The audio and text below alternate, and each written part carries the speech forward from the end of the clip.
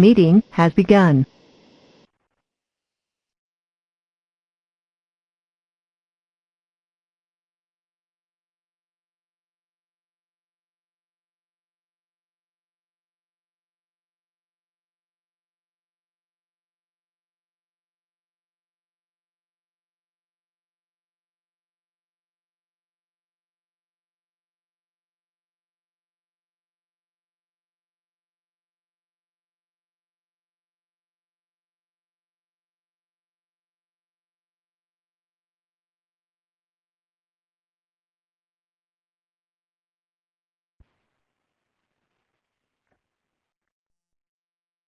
Good afternoon, everyone, and welcome to our webinar on the retrospective pretest method for evaluating training.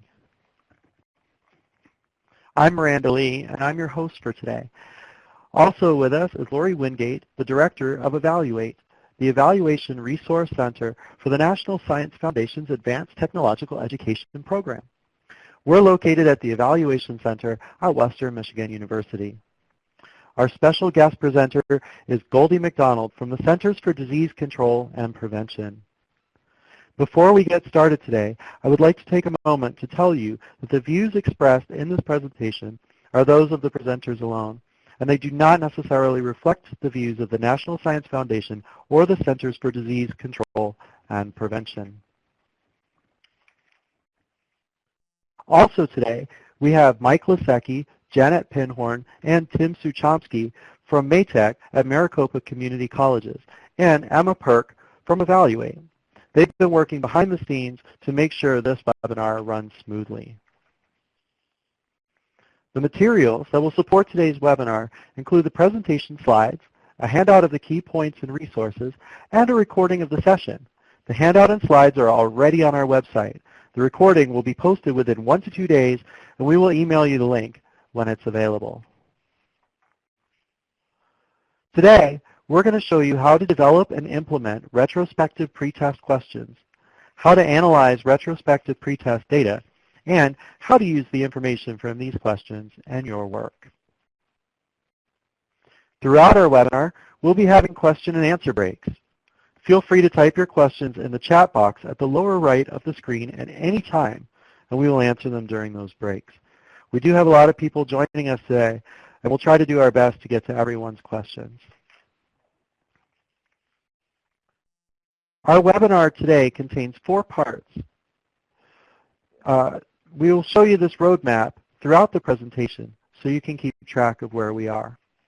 Now, without further ado, I'd like to turn the webinar over to Lori for the overview of the retrospective pretest method.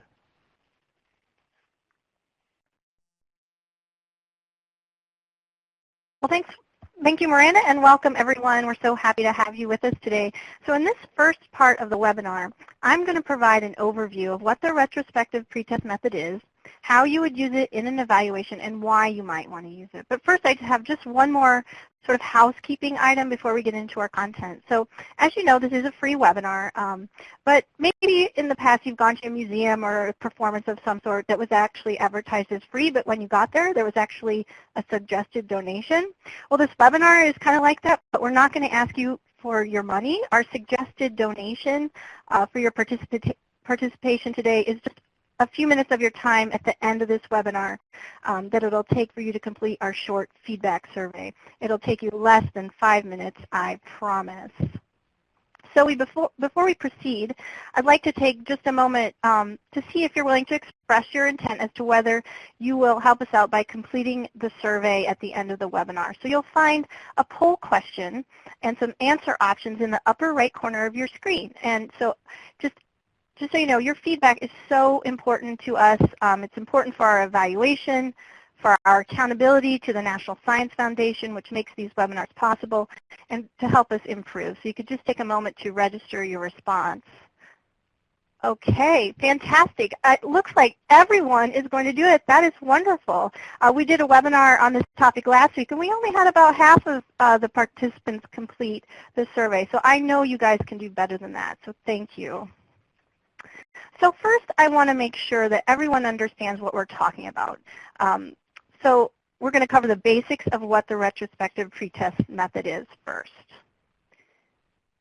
So basically, in a retrospective pretest, respondents rate themselves on some dimension of interest both before and after an intervention, but they give those ratings simultaneously, so in a single data collection event.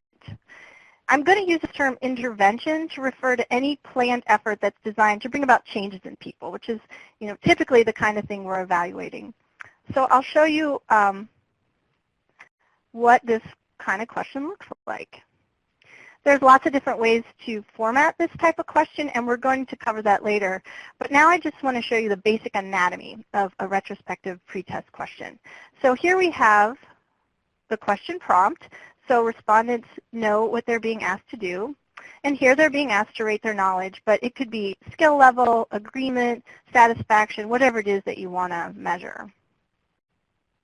And here we have the aspect of the respondent's knowledge, skill, attitude, behavior, whatever it is, that we need to measure in order to assess the quality of the outcomes of the intervention. So in this example, we're asking about formatting a retrospective pretest question, since that's our topic for today's webinar. And here there are distinct headers and response areas so that respondents know they are to provide two different answers for this. One to indicate their status before the intervention, and one to indicate their current status or after the intervention. And here we have the rating scales. In this example, we're using poor to excellent, but it can be any sort of rating scale, even just yes, no, and we'll cover that later as well. So that's the basic setup of this kind of question. I had emailed everyone who had registered for this webinar as of the webinar last week to see if they had examples of these types of questions that they'd be willing to share in the webinar. And I was pleased to get a wide range of examples, and I'm going to show you those now. So this first one is from Jessica Crowell from the CDC. And as you can see here, she's asking about a person's ability to access climate change projections from relevant to their health departments, both before and after their involvement in a CDC program. And I really like this additional question where respondents are asked to identify sources that contributed to the increase in their abilities. And this will really help them with attribution or linking the observed change to the intervention. And that's especially an issue with longer-term interventions where participants have opportunities to be exposed or to seek out information on the same topic from other sources. This example is from Sharon Dusky, who has a National Science Foundation funded project at Northwestern Connecticut Community College. And these two items are about faculty members' knowledge and ability related to metacognition. And her rating scale, as you can see, goes from very weak to very strong. This one's from Cheryl Eschbach, who's at Michigan State University, but this work was from when she was at Oregon State. It's called the Parenting Skills Ladder. Basically, parent participants in this program are asked to rate themselves on several different topics, both before and after taking a parenting class. In this example from Mark Dempsey from Collin County Community College, the question's phrased generically, so asking about your tracked topic, so they can use it in a variety of different training activities without modifying the item. And this final example is from Marilyn Barger and Marie Boyette from Hillsborough Community College. And this survey is completed by students who are touring advanced manufacturing facilities. And this one's a little different than the other ones I showed you. So instead of having a series of pre and post items, they have two items embedded in a list. As you can see here, the first question, this is question 2, asks the student was considering a career in advanced manufacturing before the tour, and question 8 asks if they're considering one now. And this one's also different in that there's just 2 response options, yes and no, rather than multiple options. So there's a variety of real-world examples, and I know many of you are already using this method. So I'd like you to use the chat box now to just give a brief description of the type of interventions you're evaluating using this method or just thinking of using this method for. And while you're typing, I do want to thank Jessica, Sharon, Cheryl, Mark, Marie, and Marilyn for sharing their work with us and those real-world examples of this.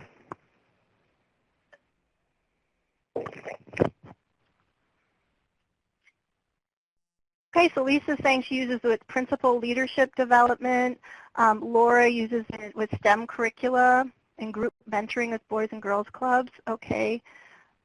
Training mediators, already a variety. Health, again, education, working with high school teachers, STEM competition. So huge variety, and those are going to keep coming through, and I hope you all pay attention to the range of settings in which this method is used. I've used it to evaluate webinars as well as half and full day workshops on evaluation, as well as multi-day trainings on various topics for overseas CDC personnel in my work with Goldie, who's going to be sharing her perspectives on this approach as well later on in the webinar. So now we all know what this method is. So how does it figure in as a method in program evaluation? Well, it's really just one part of an evaluation of training, of professional development, or other type of effort intended to improve what people know, what they think and do. And there's so many examples there in the chat box you can review.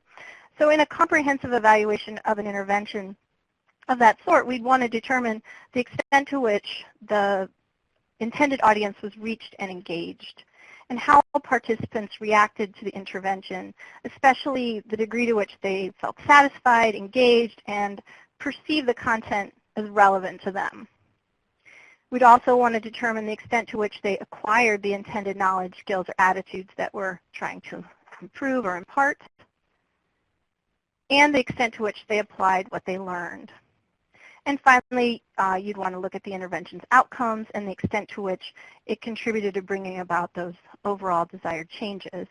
So for those of you who are involved in training or the evaluation of training, probably recognize those levels 1 through 4 as a Kirkpatrick model for evaluating training. And if you're not familiar with this approach, I do encourage you to learn more. It's a really useful framework. Others of you may be more familiar with logic models, and logic models and Kirkpatrick work really well together. So here I mapped the Kirkpatrick levels onto the typical logic model headers. So that's how they might line up. And this method, the retrospective pretest method, is really best suited to measuring changes in learning and behavior, which are often the short and midterm outcomes that we're looking at. So under this umbrella of learning, we might be looking at changes in knowledge and skills, attitudes, motivation, self-efficacy. And for changes in behavior, might be looking for application of the content delivered via the intervention, changes in practice spurred by the intervention.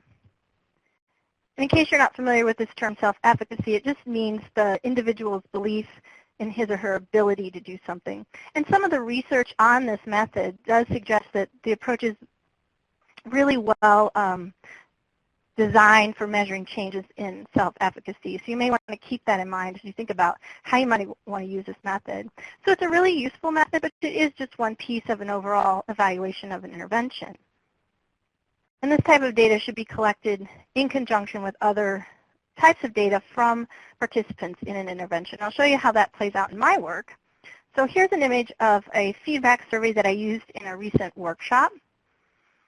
And we asked some basic demographic questions to help us interpret the results. So in this case, we were just asking for the person's role in the NSF program in which we were involved in. It's the group that we're funded to serve.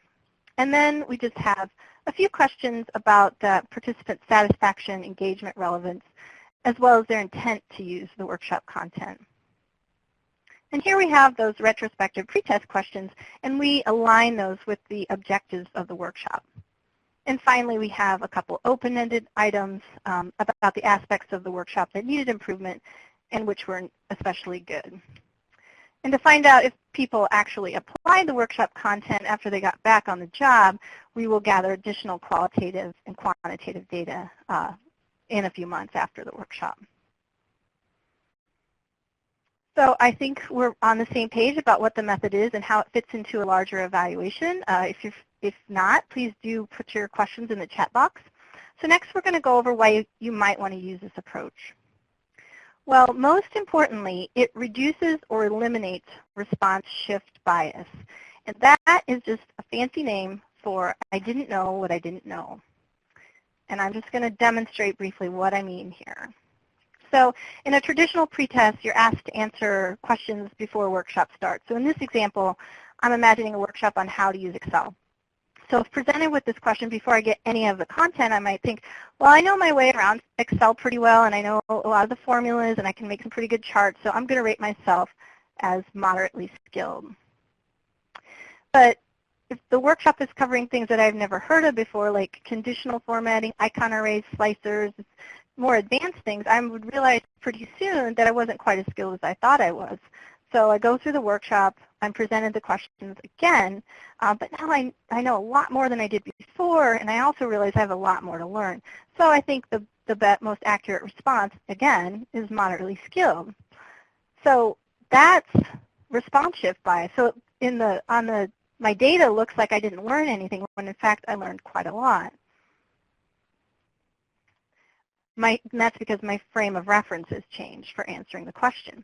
So in a retrospective pretest question situation, I get both questions at the same time at the end of the workshop.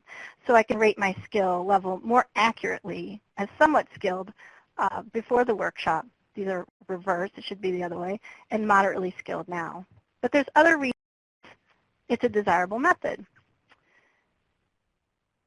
It is actually more accurate than traditional pretests because it gets rid of that response shift bias problem. There's actually been quite a lot of research on this, and most studies show that the retrospective pretests are more accurate than traditional pretests, in which the questions are presented at the beginning and then at the end of the intervention. And this has been studied in multiple ways, and they tend to come to the same conclusion. So it's been studied by looking at comparing self-ratings to objective measures such as observations and testings. And Miranda mentioned the handout that we prepared, and one of the resources that are linked on that handout is a review of the literature on this method. So the person that really spurred the attention to this method and demonstrated that it's more valid than the traditional pre-post self-assessments was George Howard in 1979 and 1980. There were several papers on this. So it's also really convenient. You only have to take time once during a training to gather data, and you get both the pre and the post-test data at the same time. So 2 sets of data for the effort of 1, which also means that missing data really isn't much of an issue. Unless people skip questions, and there will be some of that, but you pretty much have a complete set of pre and post data, which is just great. You have it all there ready to analyze. And it's quite versatile. You saw in the chat box all the kinds of settings that people are using this in. It's also been studied in lots of different studies to demonstrate its validity. I will say, however, I don't think there's been a lot of research on how it holds up cross-culturally, so that's something I think that warrants investigation. And finally, it's more acceptable to adult learners. So it's really a different experience to take a test versus just rating yourself. So the self-assessment is more about evaluating the intervention than judging individual performance. So adult learners tend to be more accepting of this approach. So in short, it's an imperfect tool, but a useful one. And this is noted by Theodore Lamb, and this is in an article from the Harvard Family Research Project newsletter, and that's also linked in our handout. And he goes on to say that the logic and value of experimental designs has a long and distinguished history in many disciplines, and that it should be used whenever it can to help answer research and evaluation questions. But he says if that's not possible, and to use this kind of objective testing, then this approach, the retrospective pretest, is much better than either not evaluating at all or just taking post-test measures. So that brings us to the end of our first part of the webinar, and we're going to hear from Goldie next, and then we'll be ready to take your questions. So I'm going to turn it over to Goldie now. Thanks, Lori. My function on the webinar right now is really to pull out some key messages and just bring to light what I hear as really critical points from that first section. So for me, as both a trainer and an evaluator, one of the most important things I hear when I look at that overview is the idea that you can add these items, these retrospective pretest items, to an existing instrument. So for example, you don't have to start from ground zero to redesign your evaluation of an intervention, a training, a workshop, a professional development. You can actually insert these items as you saw with some of those examples that Lori shared. And for a lot of us, that's very appealing. It doesn't require a redesign. A second item that really struck me is the notion that we would be measuring something beyond just change. So in typical, many common evaluations of training or professional development, you're looking at a change. Was there a change in knowledge, in skills, in intent, whatever? In this case, we get to see the degree of change, how much change. We can look at whether participants have sufficient or basic or minimal knowledge. We can think about some kind of threshold. We're able not only to say there was growth, but start to quantify how much growth. And then a final point that came to me today was the idea that that opening section really speaks directly to the program evaluation standards. We touched on the idea of accuracy. We touched on the idea of feasibility. You know, there's a whole host, validity. There's a whole host of different things that Lori talked about in the first section that make this a really appealing method for me as a trainer and as an evaluator and someone that provides technical assistance on evaluation in a large organization. So with that, I'll turn it over to Miranda for some of your questions. Okay, great. Well, thank you, Goldie. So we're at our first question and answer break. There's several good questions in the chat box here, so we'll begin with those. And there's one question that we will delay until the next section, so keep those questions coming. So the first question I have is, why are the retrospective post-tests more accurate than traditional pre-post tests? Yeah, I can try to clarify that. So it is more, we want to frame that in terms of self-assessment. So when it's self-reported data, it is typically more accurate if you ask the pre and the post questions at the end of the intervention. And that's because often when people start learning about something new, they're not aware of the full domain of content. They're not aware of what they don't know. So they tend to overestimate their knowledge or ability. Then when they get to the end of the training or the intervention, they kind of realize that they weren't quite as advanced as they were. And so it often shows that no growth when a question is set up. When the questions are set up so a person answers at the beginning, at the end, you might see no growth when in fact there was growth. And this is documented pretty well in the literature, beginning, as I mentioned, with studies by George Howard in the late 70s and early 80s, and a lot of people have researched it since then.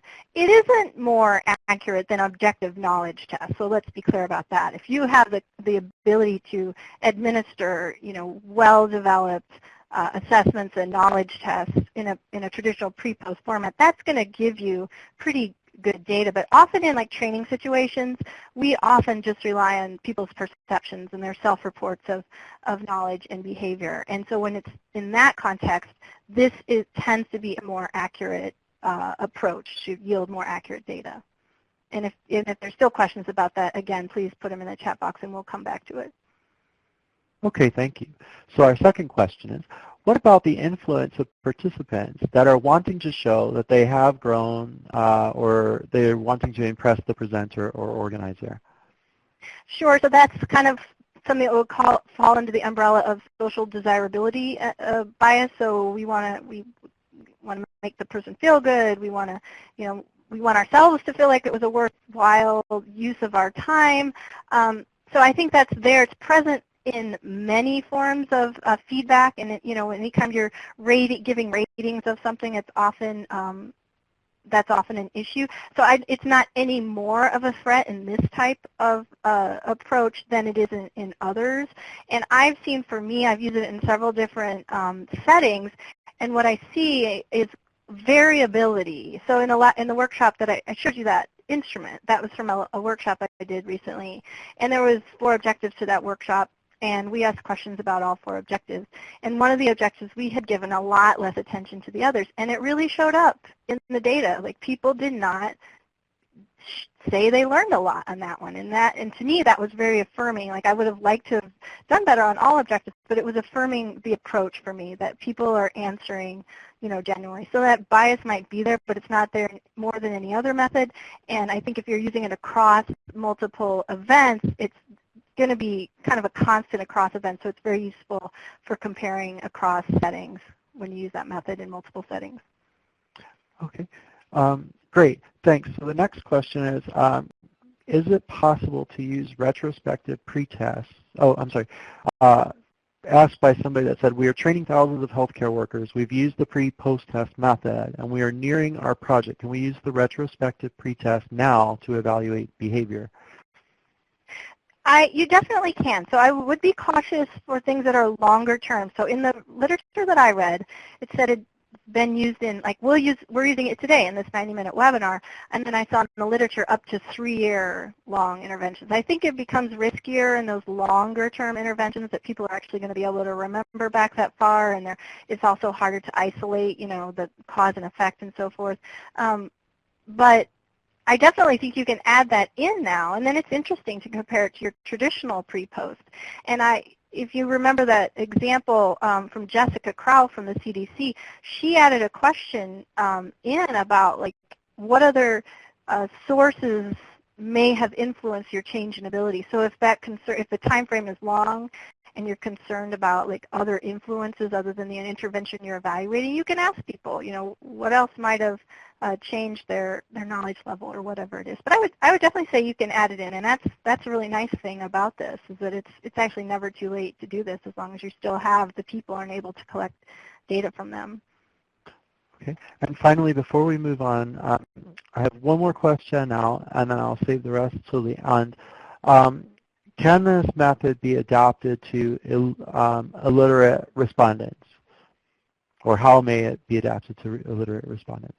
Well, that's a really good question. I don't know the answer, but I know that some survey forms actually use icons. So I don't know. I think it could be maybe if it was administered verbally and you used, like, star icons or smiley face icons to show the level of change. I mean, that's in the survey system we use. That's an option. So I think that would have to be investigated. As I also mentioned, cross-culturally, I think it needs to be investigated. Okay. All right. So in the interest of time, we will need to move to the next section. I've recorded everybody's questions, and I will save them till the final question and answer break in the end. We may answer some of your questions during the next sessions. Thank you, and keep them coming, and I will continue to keep track of them. So now I'd like to turn it back over to Lori, who will talk about the design of retrospective pre- and post-test questions. So thank you for all those great questions, and I hope we are able to get to all of them. So we are going to focus on designing retrospective pretest questions now, including the appropriate focus of these questions, options for scales, and recommendations for formatting. So the most important thing to do is to focus your questions on the things that really matter for the evaluation and for the intervention. As I mentioned before, this is really best suited to measuring individual level changes among participants in terms of their learning and behavior. And I do want to point out, you'd only ask about actual behavior if participants had a chance to do something with the content they received. If it was just like a one-day workshop, for example, it wouldn't make sense to ask them what they're doing differently. So just to give you an idea of what these sorts of questions might look like, if you're asking about knowledge, the question stem could be something like rate your knowledge of, or what is your level of expertise. Skill questions might ask participants to rate their ability or proficiency in something. For attitudes, questions could ask how important something is, or for extent of agreement. Motivation questions could ask how likely a person is to do something, or the degree to which they're committed to doing something. And self-efficacy is really about confidence, so you could ask about level of confidence. And when investigating behavior change, you might ask how often the person does something or engages in a specific activity. So these are just some examples of how to frame questions. again, the most important thing with regard to focusing questions is to make sure they align with the purposes of the intervention and the purposes of the evaluation. So once you have figured out what you want to measure, you need to determine the rating scale for your questions or the continuum of possible responses. The scale you use for any questions is really important. It needs to make sense for the question you're asking. And maybe most importantly, it needs to fit with how you want to talk about your results. You know, want to think about after analysis and you communicating to stakeholders and writing things up in a report. What language do you want to be able to use? So a common way to set up retrospective pretest questions is to use Likert scale. So here's some examples. They're often about extent of agreement, but can really be almost anything that exists on a continuum.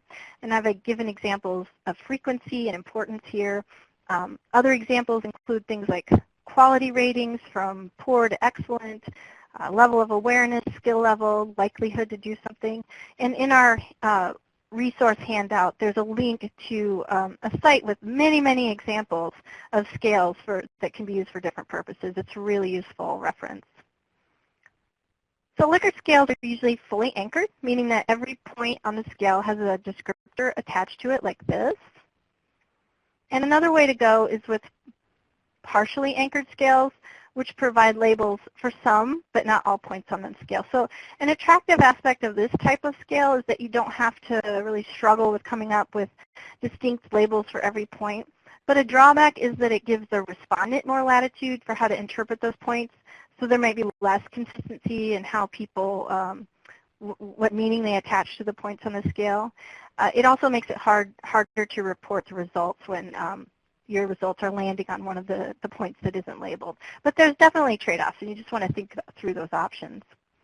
So a common mistake I see in survey questions is misalignment with questions on a rating scale. And I have some examples for you to try out your skills here. So one of these items you see has a serious problem. Review the entire question you see here and then use the poll in the upper right corner to indicate if you see the big problem in question A or in question B.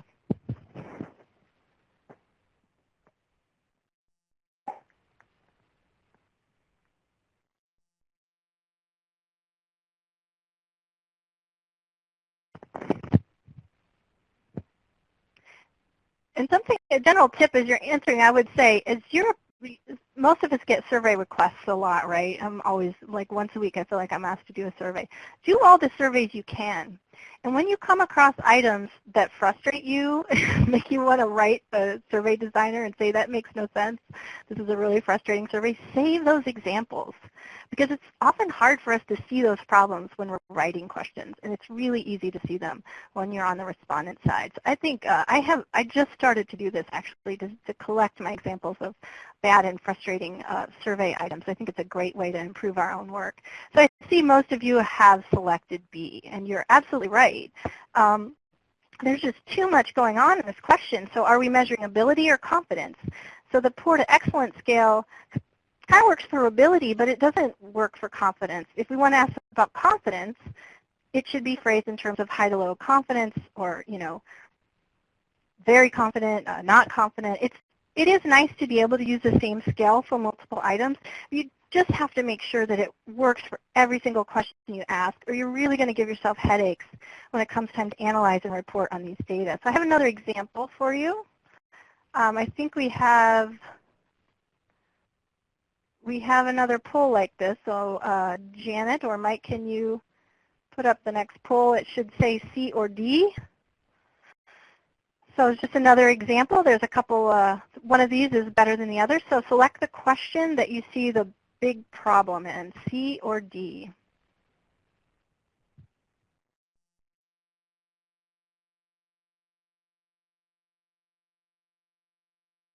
Right, so almost everybody is selecting C. It's really hard to make sense of this term usually in relation to agreement. So what does it mean to agree that you usually do something versus strongly agree? Does it mean that you usually do something more? It makes no sense. So just be cautious. It's just a general principle for any kind of survey design, but pay careful attention that the questions and the responses make sense together. So how do we format these questions? The University of Wisconsin Extension's website has some really great resources on this method, and those links to those are included in our webinar handout. And the guidelines I'm going to present to you actually follow their guidance, so you might want to check out the originals on that. The first recommended format looks like this, where the question is in the middle, and the pre and the post answers are on either side. And the second one looks like this, with the pre and post answer areas appearing one after another after the question. And the third has the pre and post options listed vertically rather than horizontally. So regardless of the format you choose, there's some general guidelines to follow. So here's the basic question that we're going to use as an example. So it's best to have between 4 and 7 points on your rating scale. So less than 4, you're not going to be able, you may not be able to detect differences. And with more than 7, you get into trouble with people being able to make those fine distinctions and having those distinctions be meaningful on those points on the scale. So you want to use your formatting to clearly distinguish between the pre and post items. And I've done that here by putting now and before in caps above the response options. And I scanned the questions a little bit as Goldie was making her comments, and I did maybe see some questions about the order of the before and after. And I have found recommendations in the literature to put the after before, and I've tried that, and I've also run into a lot of trouble with people being confused about that. It's quite evident in the data. At least in my experience, I've done it both ways, and I've seen problems in the data when I've put the after item before. So I would encourage pilot testing for any of this to make sure that people understand what they're being asked to do and they're able to answer accurately, because when the data are messed up, it's really quite a headache. It's very frustrating when you know the person misread the instructions or something like that, because they're giving these wonderful glowing remarks about their experience, and then their growth is that they're reporting is negative or something like that. So it's mixed. I found suggestions in both way in the literature. So do your pilot testing and make sure that respondents are clear about what they're supposed to do. So the next recommendation is to provide those clear instructions, but do everything you can to set up the question very clearly using formatting, because a lot of people, and I'm one of them, I really hate to read instructions and I tend to skip over them. So use your formatting to the extent possible to make the task quite clear to your respondents. So I have a caution for web surveys. You want to make sure that you can actually format the question how you want to in the survey system that you're using, if you are in fact doing it online. Check the options before you kind of commit to a certain format. So we use Qualtrics survey software in our work. So I put the items you just saw in that system to see what would be possible, and I'm going to show you those examples. So this one's pretty true to one of the formats I showed you, and it's pretty efficient. So the actual question only has to be listed once, and it keeps the respondent focused on that item until they've given both responses. But I will tell you, this format does not work on a cell phone version of the survey. So you want to check that as well. But here's another option. It's somewhat less efficient because we have to repeat the rate your knowledge part, but it's not so bad. It's a very clear organization. And here's another option that's least efficient because it presents each item twice and requires the respondent to shift back and forth between topics.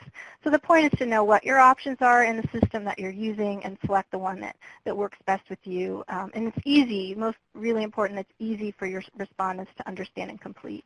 And again, this is another thing that should be pilot testing before full administration.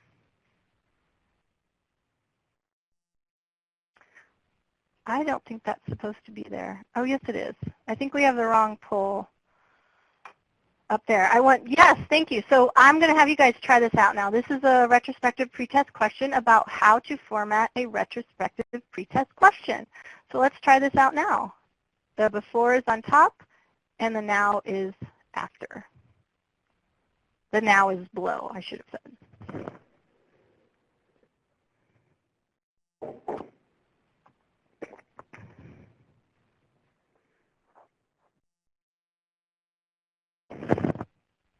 Okay, so you can see a lot of people before would have rated their ability as poor or fair, and now we're seeing almost or about three-quarters of the people in the good range. So, okay, I think we're doing pretty good so far. That's excellent. So if any more lingering questions, please put them in your chat box. So we're almost to the end of the second section, and we're going to hear from Goldie about the topics I just discussed, and then we're going to take your questions again. And then I'm going to come back and talk about analysis and visualization of this type of data. So Goldie? Thanks, Lori. It's actually really fun to be doing this for the second time, and I'm seeing things I hadn't thought of previously.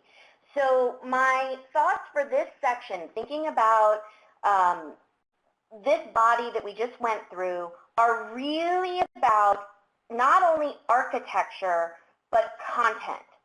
So you have to take away from this section the idea that you need to follow your existing training for design of survey items. This method is no different from that. There are both intellectual, like the content items, as well as the format items. So you have to follow all of the same rules that you would for a traditional survey. And that relates to both the item and the scale you're using.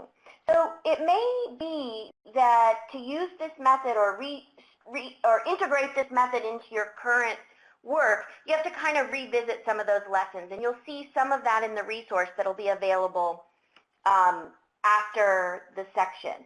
The other big takeaway for me, and some of the questions in the chat box are speaking to this a little bit, although not directly, is something Lori said in one slide, which is about the directions. You cannot overlook the importance of the instructions. So we use this method, and I'm still really learning it, but we use it with overseas audiences in the workshops that I do, and English is not always their first language. So the directions, if they are unclear at all, it's a real limitation to using the method. The second idea is some of the formatting ideas that you all are bringing up in the chat box, while they may be helpful in certain ways, they can confuse applications. So just like the order, before, after, before. So my point in this section is there are some decisions that you will have to make about using this method, and while it looks straightforward, retrospective pretest, one data collection, there are some substantial decisions to be made about the intellectual content, the formatting of that content, that will directly influence the utility of the data, as well as the accuracy for that matter. So with that, I'm going to turn it over to Miranda. Okay, well, thank you, Goldie.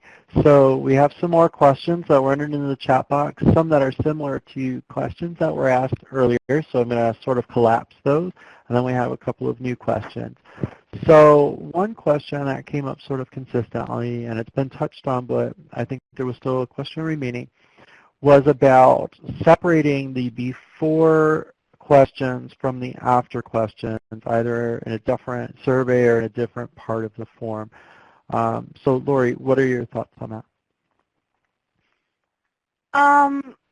Yeah, I think the recommended approach is to keep them together. And I think it's been studied. That's one of the things that's been studied is what happens if you mix things up. But I think if what you're really looking for is people to stop and think about what their skill level is, what it was before, and to communicate that difference, the easiest and most straightforward way is to do that is to put those things together. Now, if you're trying, if you want to do some research on this method and move things around and change things up, I think, that's maybe worth investigating. I'd look at the literature first. But if you want to get a straightforward set of data and you really want people to do that task, then just keep them together. There may be reasons for separating them. Every context is different. You need to think through your options. But that's what I've found in the literature, and that's what we're recommending here. Okay, excellent. So the next question is, was there any research that recommends the side-by-side method over the above and below arrangement of the questions? So the three formats that I showed are from guidance from the University of Wisconsin Extension, and they did quite a lot of research on that, and one of the links in the resource handout that we have is a review of the literature on this method that was done by people at the University of Wisconsin Extension, including Ellen Taylor Powell.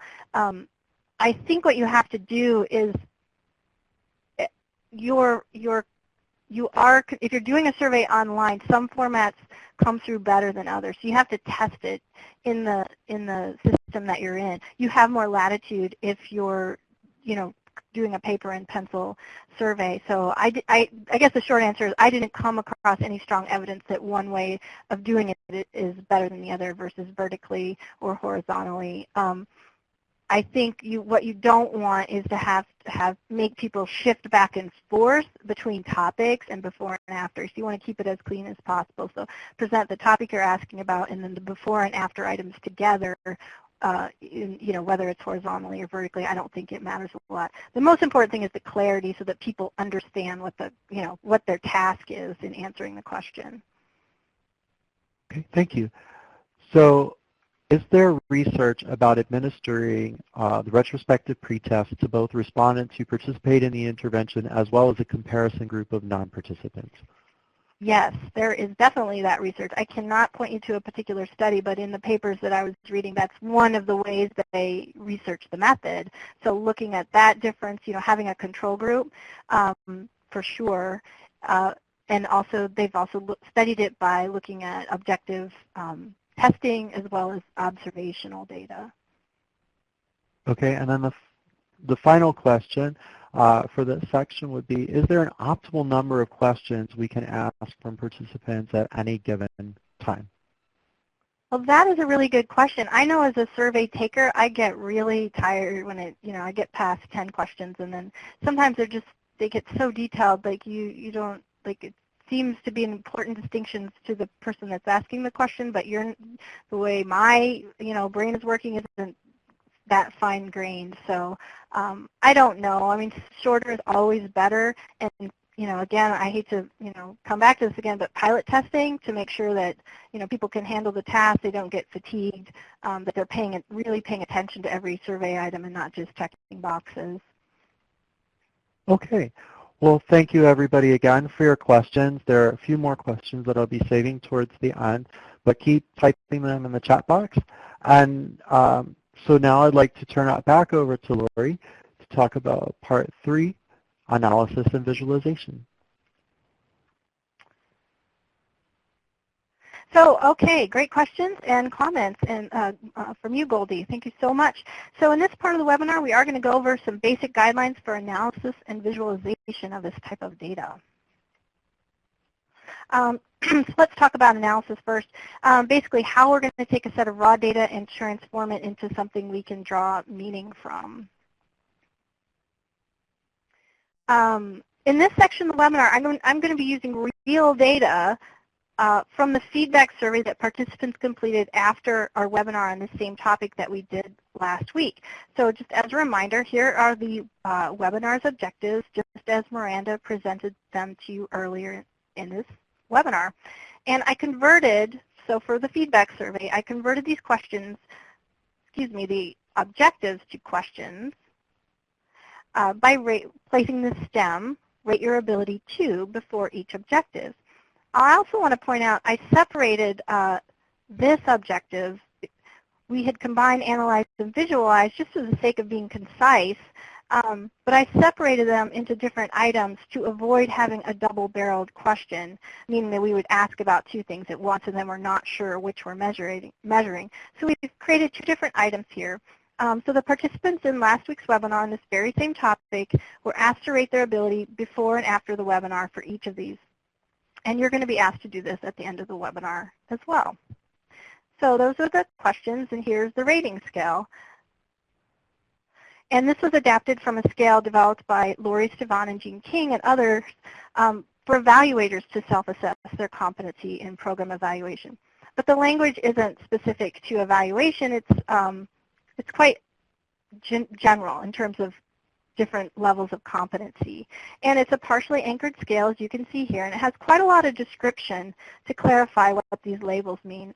We originally used this, Goldie and I did, in the work we were doing to evaluate overseas training of CDC personnel, and we were doing this as a paper and pencil survey, so we were able to add these descriptors, and we really liked all the detail that was attached to these, to this scale. So now you know the objectives and the scale, so now I'm going to show you the data. So the best place to start with ordinal data, which is usually what retrospective data are, is with a simple frequency distribution of the ratings like this. So here we have the actual rating scale from the questionnaire, and then it shows how many people gave each of the ratings, both pre and post, as well as the percentages.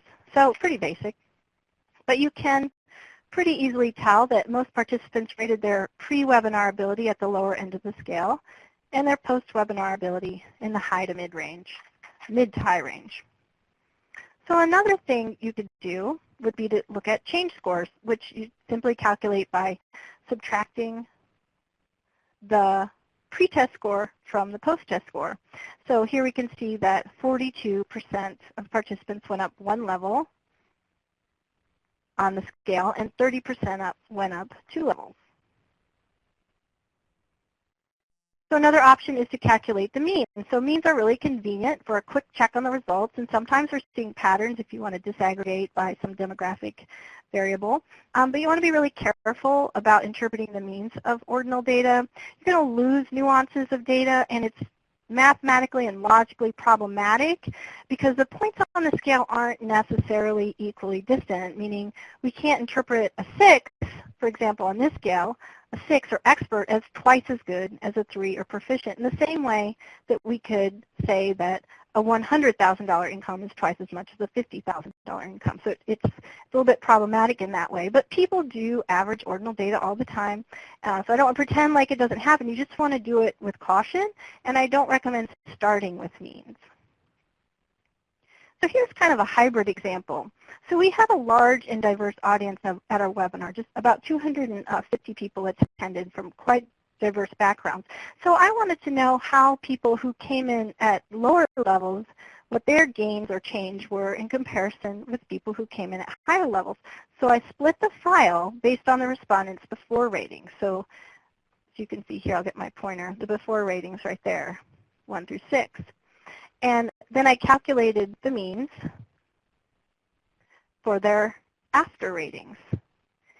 And so here it shows that 30% of the respondents rated their ability as a 1 before their webinar, and after the webinar, their mean rating was a 3. And I also calculated the change score, which was +2 for this group. So you can really dig into these types of data tables, but it's always nice to provide some visualization to help with communicating results. So in this example, we're looking at the results for the first webinar objective about designing retrospective pretest questions.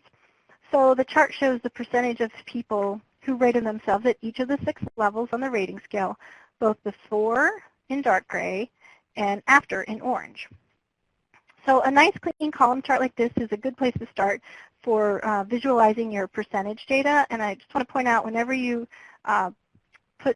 present percentage data, be sure to include the total number of people responding, so people, you know, the consumers of this information can understand accurately what's being represented. So you can see here that most respondents rated their ability before the webinar as a 1, 2, or 3, so on the lower half of the scale. And after the webinar, most rated their ability as a 4 or 5. So more than half are in the upper part of the scale. So things are definitely moving in the right direction.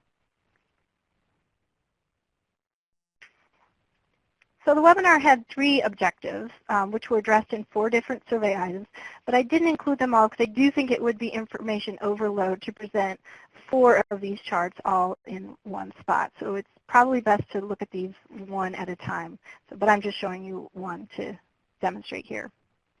So I mentioned change scores earlier. Here's one way to compare change scores across learning objectives without averaging our ordinal data. So the 0, +1, and +2, and so on that you see here refers to the number of levels on the rating scale that the participant gained. Decreases, of course, are possible, but none of the data I have using this method shows decreases. But it could certainly happen if you were asking about, for example, interest in something, interest in pursuing a certain type of career. It could actually go down after somebody learned more about it. Or the frequency of you doing something could go down. So that's certainly possible. And you could certainly show negative change on this scale by having those negative change bars go in the opposite direction. But in our example, the majority of respondents reported a change of 1 or 2 levels, as I've highlighted here. I really love these dot plots. So this one shows the mean before and after ratings for all of the objectives. And even though we're going against the guidelines with averaging ordinal data, it's a common way to show overall results like this. But you can probably see what I meant about losing nuances of the data. So there's not a lot of variation here in just looking at the means. We lose some of the rich detail. And the results like that don't tell me a lot about the relative degree of change for people who came into the webinar at the lower end of the scale versus the higher end. So this chart identifies the percentage of participants who rated themselves as a 1, 2, or 3. So that's here. So 30% of the people rated themselves a 1. The entry level in terms of their ability to create visualizations. And of those, that group, they ended with a mean rating of 3. And then you can see with the 25% that began as a 3, the mean ending score was a 4. So you're probably not surprised by this pattern. Those who had more to gain gained more. But for me, it means a lot for me to see that people who came in not feeling like they didn't know very much about this method feel like they gained a lot of knowledge and are able to use this method because of the 90 minutes they spent with us. So to me, this is an illuminating chart. So I'm curious which of these visualizations you found to be the most effective. Which would you choose for communicating these results? You can cast your vote in the poll in the upper right corner of your screen.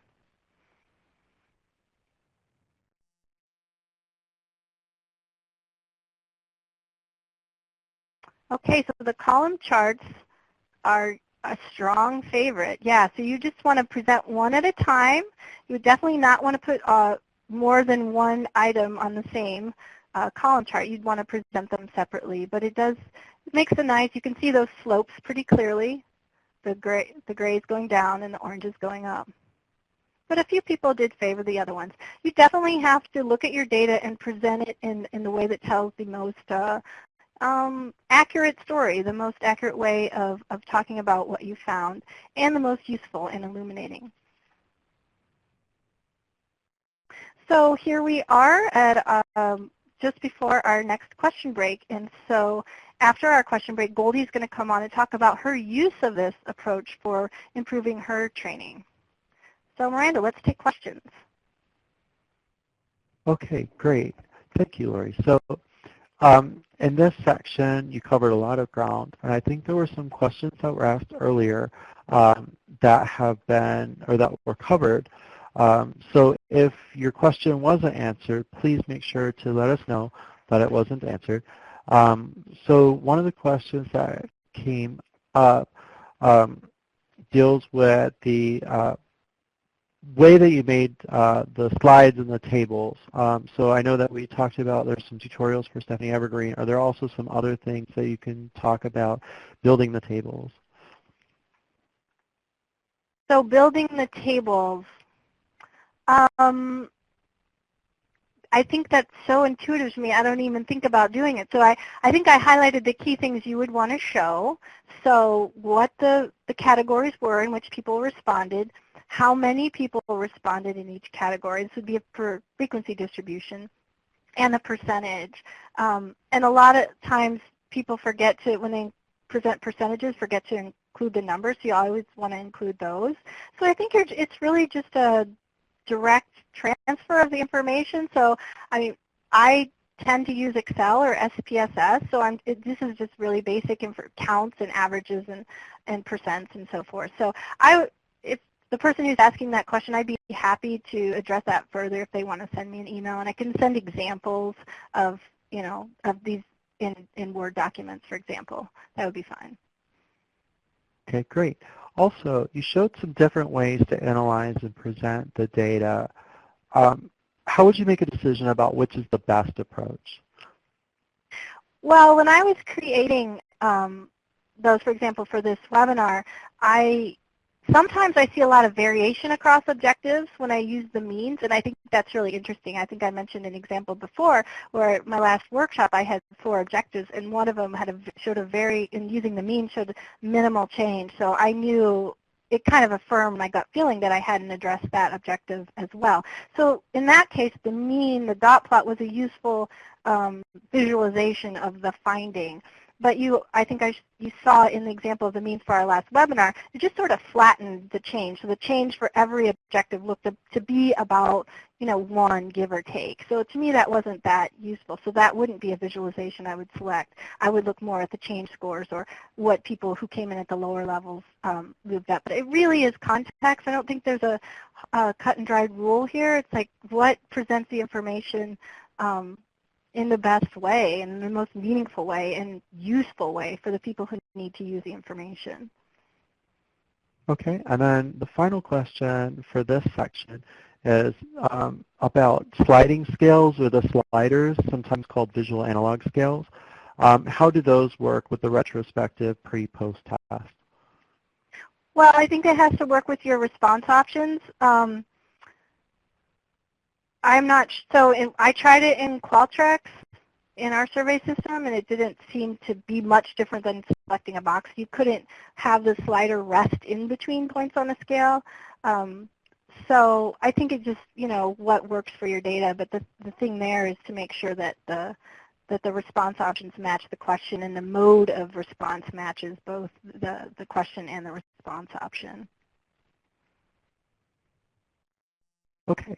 Well, thank you, Lori. And we now would like to move on to our final section about using results.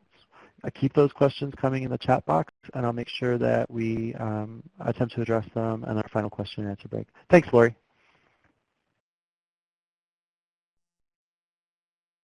So, hi, this is Goldie. I'm going to take over and show you all a section from my own work on application of this method. And before I do that, I wanted to share with you, the kind of overarching questions that I thought about in terms of this presentation. So really, it's why are these items so informative to me as an instructor?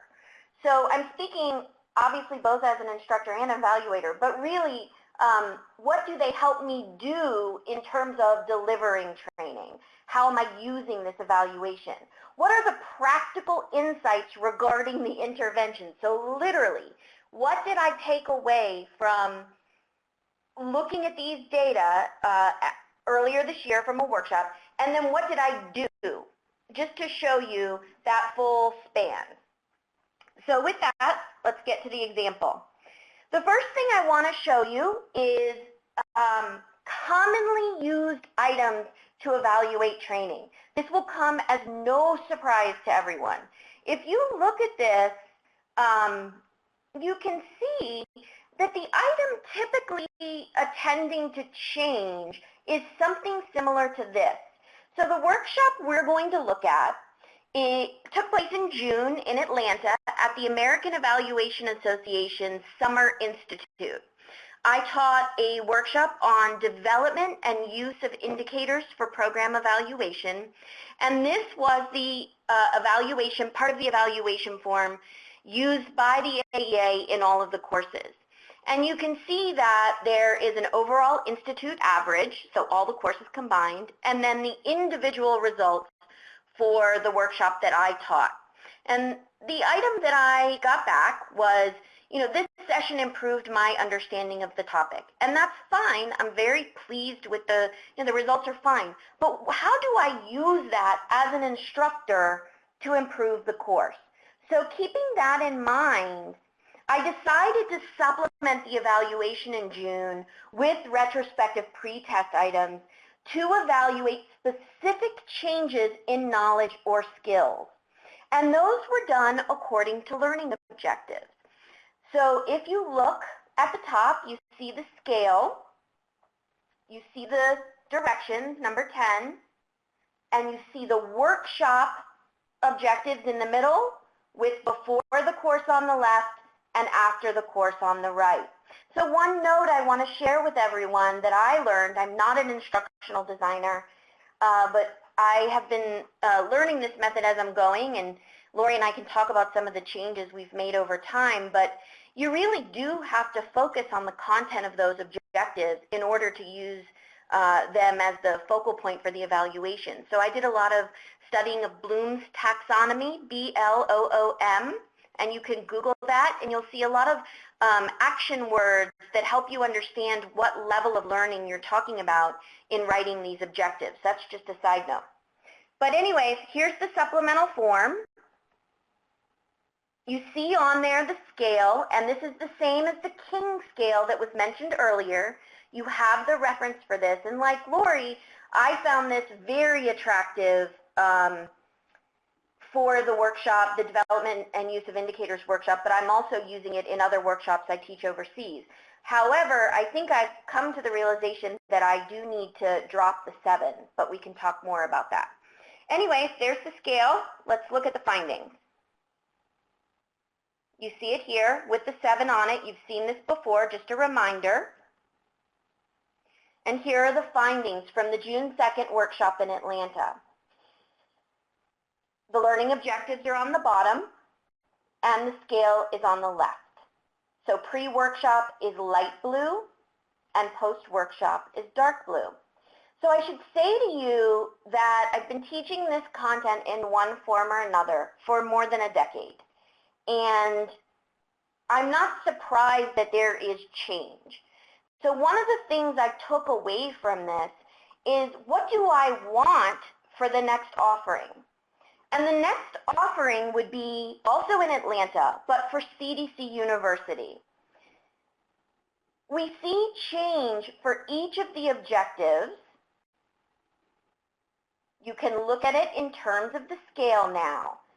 Do you see how they're all hovering in the 4s? This is from the AEA workshop. We're not to the CDC one yet. All of the responses are hovering in the 4s. They're going from roughly 2s to roughly 4s. When I think about what is a 4 on my scale, it's basic capability.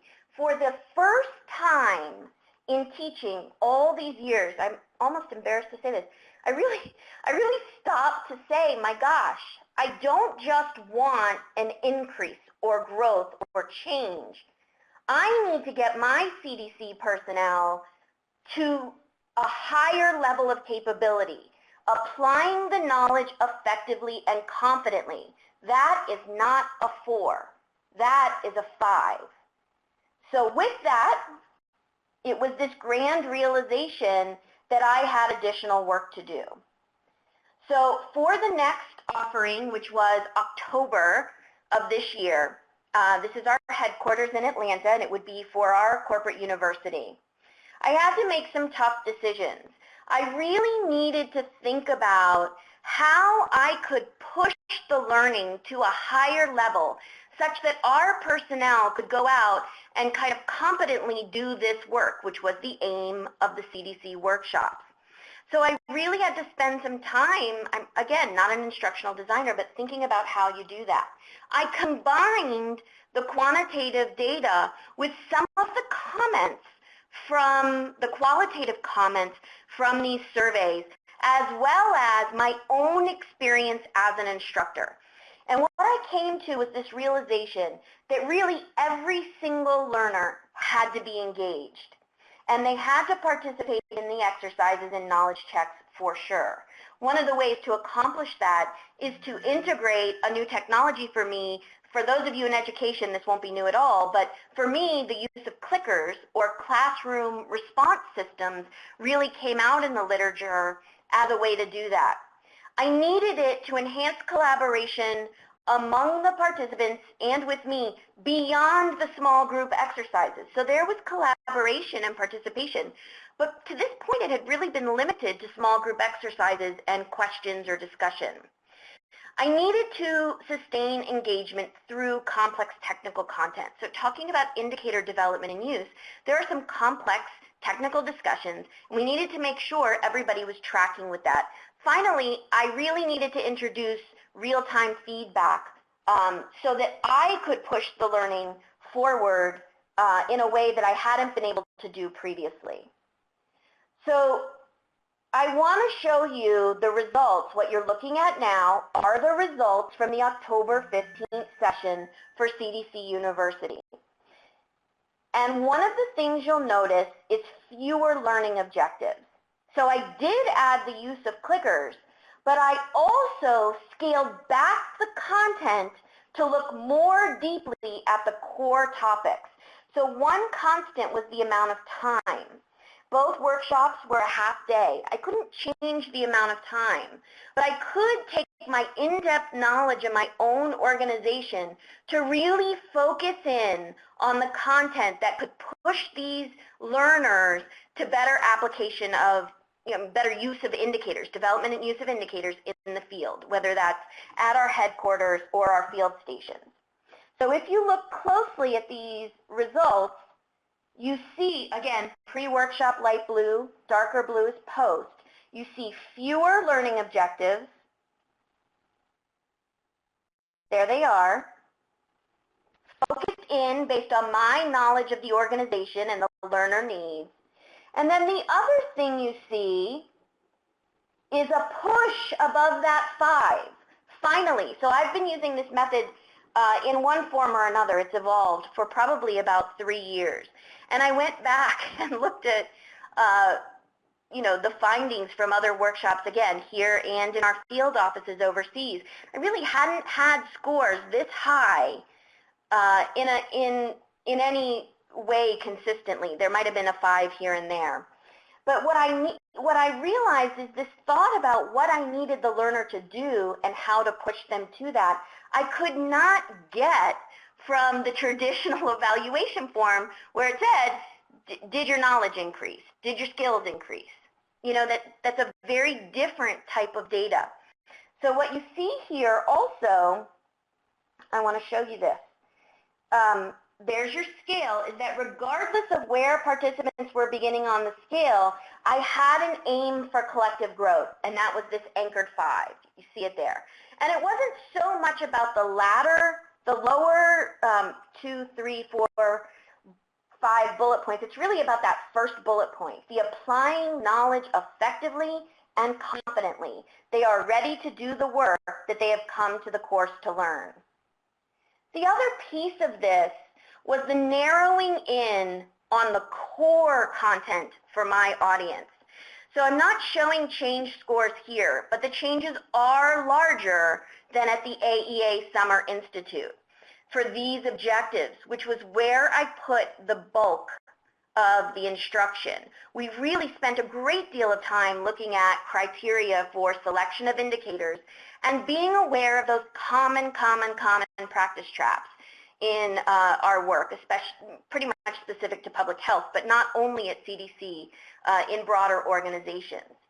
So these changes really showed that I could think critically about the data I was getting back, unravel those data, combine them with, 1, the qualitative information in the form, but 2, my own experience as an instructor, and make some significant changes to the content to push the course really in a direction that I needed it to be. So for me, aside from that it's exciting to learn something new and apply something new, for me, this has been a real journey. And even just after our webinar last week, I continue to evolve the method for use here at CDC in Atlanta, but also with our field stations. So I think, let me stop there, and with that, let's go to Miranda to guide us through this question break. Okay, Thanks, Goldie. And actually, we have several questions that came up in the chat box for you. So the first one is, I'm noticing that for the CDC university pre-scores, more people are starting at a higher score. Could that explain their increase to mastery or expert? Such a good question. So I only said one sentence about that. And if we do this webinar again, I need to show the change scores. The change scores were bigger for the places that I focused on. But I will say the explanation for why they started higher is because indicators are like air we breathe in Atlanta and over CDC. No, I've never seen people that love indicators more than CDC people. They just everything indicators. So I think they started at a higher level, but if you compare it using the change score, so this is that time when you think about how you want to visualize it. I probably should have visualized it a little bit differently so that you could see that the growth was more substantial in those two places where I focused, on the criteria for selection and the common traps. That's a really good question. Okay, excellent. And then the other question I have for you, Goldie, is did you tell them that you wanted or expected them to get to be experts? In other words, was there an expectation set with the goals? Absolutely not.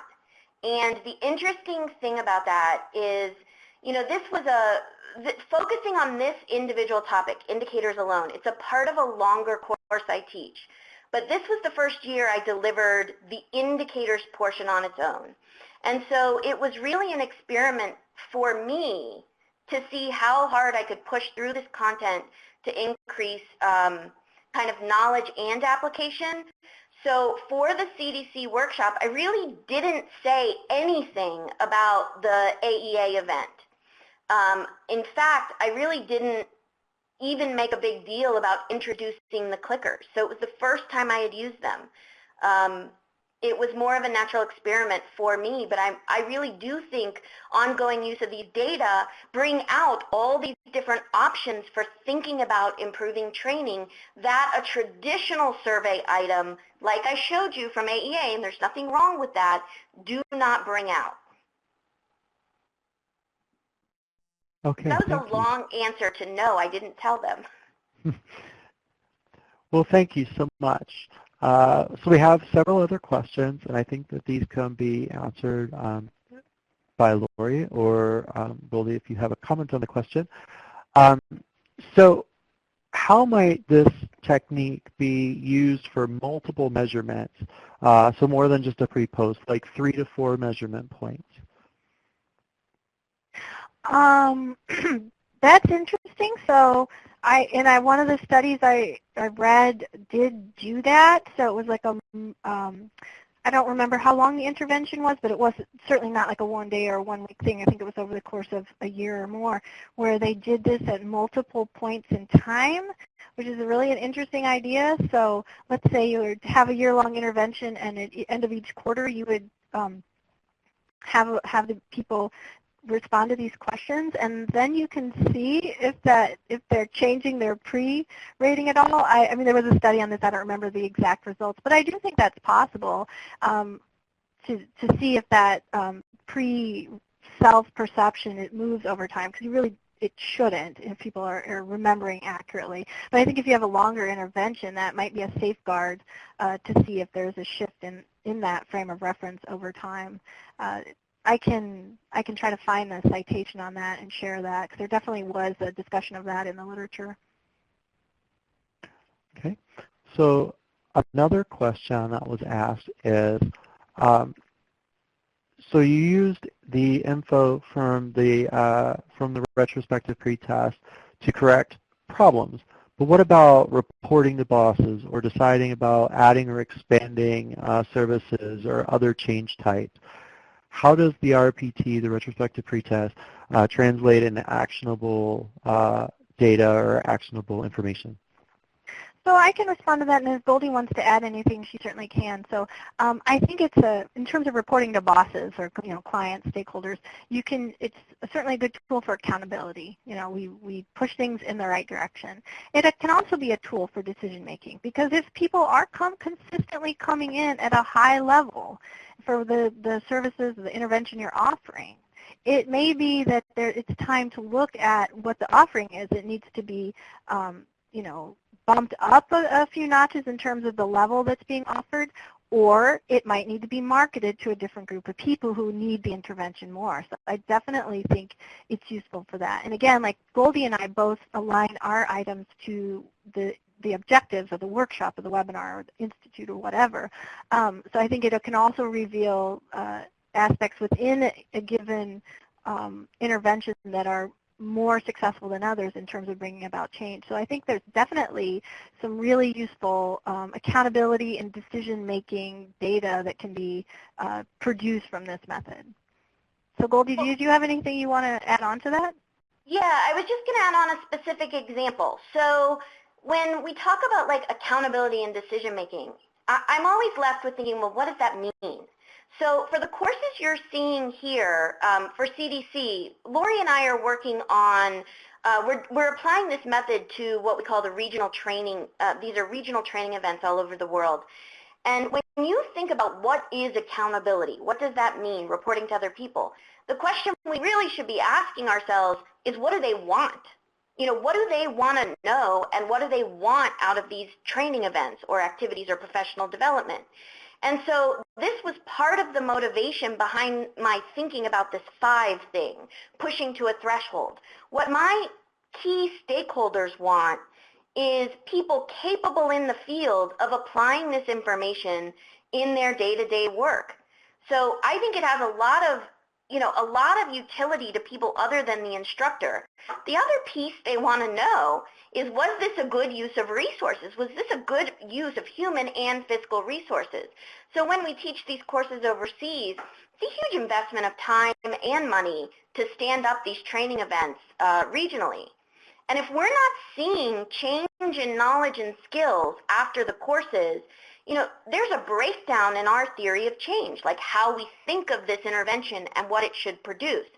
So one of the things Lori and I didn't show you here because it's not quite finished yet is that we look at these scores, both the pre-post by learning objective as well as change scores across different courses. So one of the other things that brings up is, how are these courses faring in relation to each other? What is the quality of the course in relation to each other? So there are a lot of different uses, and I think when you talk about accountability and improvement, your first question should be, well, what does that mean? And what does that look like? And then thinking about the data to answer those questions or those uses. And I'll turn it back to Miranda. Okay, thank you. Somebody asked, how would the retrospective pretest be applicable as an observational approach? For example, if it's the trainer that's making observations about the participants and sort of filling out the instrument. Well, if you're gathering data through observation, you would not be doing it through retrospective pre-post. There's no reason, if you have the ability to do observational data, you would observe, at the pre-stage and you would observe at the post-stage. If you're doing observation, there's no way to observe the pre at the after point, if that makes sense. So for me, unless somebody wants to chime in with an alternative, I don't see how this could be used as an observational method. I think it's a wonderful complement to observational data and methodology. Okay, we have just 2 more questions remaining. One of them is, have you found any information about how to test the reliability or validity of a scale that you develop? So you make your scale for the answers, and then you want to test the reliability. Any information on that? Well, I think you can use, any traditional reliability testing, and I am not coming up with the names of those at the tip of my tongue right now, but, doing multiple administrations. Do people answer consistently? And you wouldn't want to do that as part of your instrument development process. And if anybody wants to help me out in the chat box, please do, because I think I'm starting to feel tired. So the final question is, overall, in using this method, how confident could you be in saying that a training has been useful in changing either knowledge or behavior. How robust is this method for making those assertions? Well, I think what you can claim is that you want to be careful about the nature of the claims you make based on this, right? So you can claim that it brought about a change in the perceptions of individual perceptions of their knowledge or behavior or ability. You cannot say definitively that it actually produced a change in their knowledge. So when you're relying on self-assessment measures, it's a good methodology. There's a lot of research to substantiate its use, but it doesn't replace objective measures. Like if it's a high-stakes situation, if you're using this for student grading, credentialing, things like that, certification, you want to rely on more objective measures. If self-assessment data is useful and important for your evaluation purposes, then it's a good methodology, and you frame your conclusions and your claims within the constraints of the methodology. So you can make conclusions about people, generally people believe they came in at this level and they left feeling like they were at this level. And that's the nature of the claim you can make. I would be cautious about overstating it. Okay. Well, thank you, Lori, and thank you, Goldie, for taking the time to answer those questions and for the wonderful presentation today. And thank you all to all the participants that asked questions for such great questions. And now we've reached sort of the end of our time together. So it's time for that short survey that we talked about earlier. So you can open the survey by clicking the link in the upper right-hand corner of your screen. Here at Evaluate, we use the information from this survey to improve our content and delivery and even develop future webinars. So again, please make sure to click that link in the upper right-hand corner and help us out. And while you're filling that out, I definitely would like to again say thank you very much to our presenters, Lori Wingate and Goldie MacDonald. And I would also like to thank Mike, Janet, Tim, and Emma for their hard work behind the scenes. I sincerely hope that you all found it valuable, and I hope that you will return for our next webinar. Thank you, and take care.